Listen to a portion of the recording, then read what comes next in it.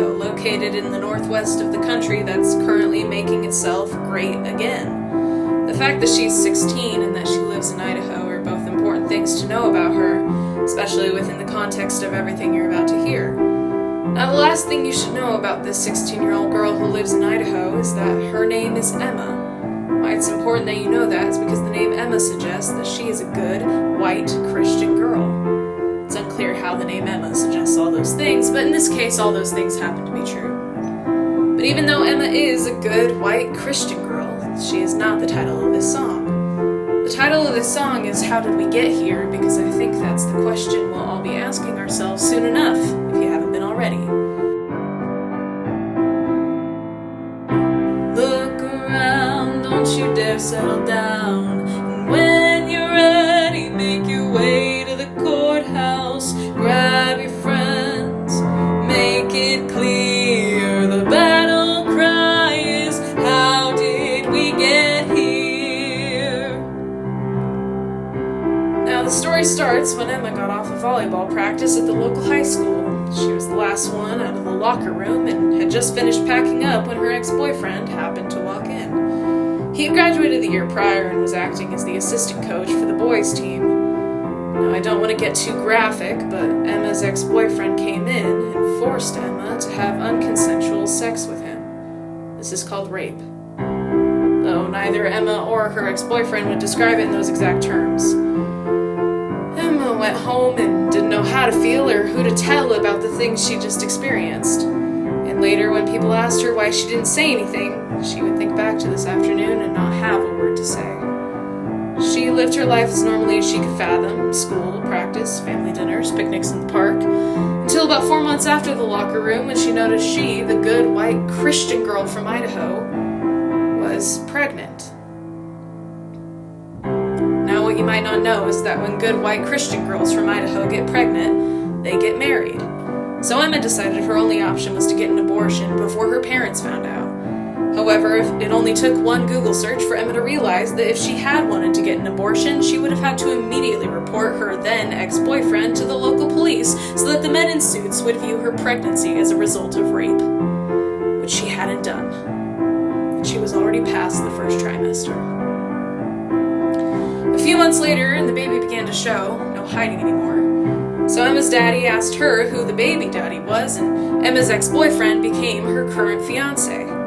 When they all went down to the courthouse a week or so later, it didn't matter that Emma didn't say "I do," because all the lovely people at the courthouse needed was the signature of a parent.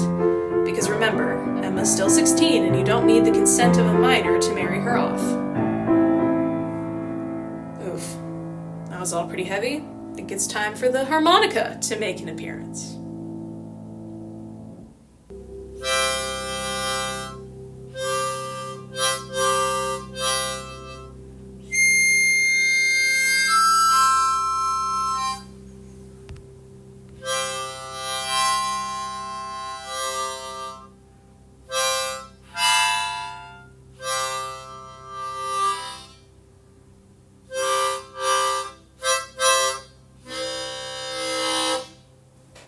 Now, back to Emma. Emma and her husband moved in with her parents, and soon enough the baby came. Emma didn't have time for school or for volleyball anymore because she had a sweet little baby girl whose sweet little smile could brighten even in the darkest of rooms. But soon enough, Emma's husband got a job, and Emma and her husband and her daughter got a place of their own. Now, while it might make you sick, I'm guessing it doesn't surprise you that this marriage was not a happy one, and it didn't take too long for it to become a violent one. So Emma woke up one day, bruised and invigorated, and she walked down to that courthouse with her sweet little baby girl and said, "Hello, miss. I'd like a divorce." Ha. That's right, they laughed and they said, "Oh, sweetheart, you're not 18. Your husband or your daddy are gonna have to come down here with you if you want a divorce." And Emma, a righteous fury within her, stormed out of that courthouse and sat out on the steps outside. She looked up at the sky for a while. And then she looked down at the sweet baby girl in her arms. And she said, "Baby, how did we get here?"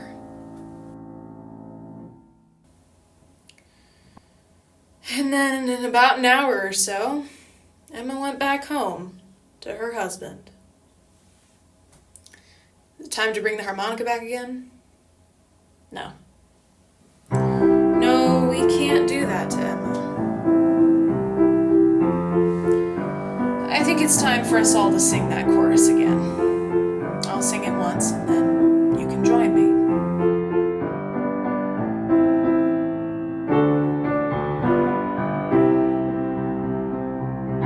Look around, don't you dare settle down. And when you're ready, make your way to the courthouse. Grab your friends, make it clear. The battle cry is, how did we get here? Now it's your turn. Look around, don't you dare settle down. And when you're ready, make your way to the courthouse. Grab your friends, make it clear. The battle cry is, how did we get here? If we all learn that chorus and keep it inside of ourselves, then there may be a day when we really do march up to the courthouse and we can all sing it together. And maybe more people will sing it too. And when you sing it, you don't have to think about Emma. You can look around and you can find your own reason. In yourself, in your little sister, in the eyes of the women halfway across the world getting their brains bombed out, in the souls of the black women and the indigenous women getting murdered right here in the heartland. In the arms of all the people just trying to hold themselves together. I'm sorry. If you look around, I'm sure you'll find something. And when you look around, I think you'll find yourself asking, how did we get here? That's when you can think of this song.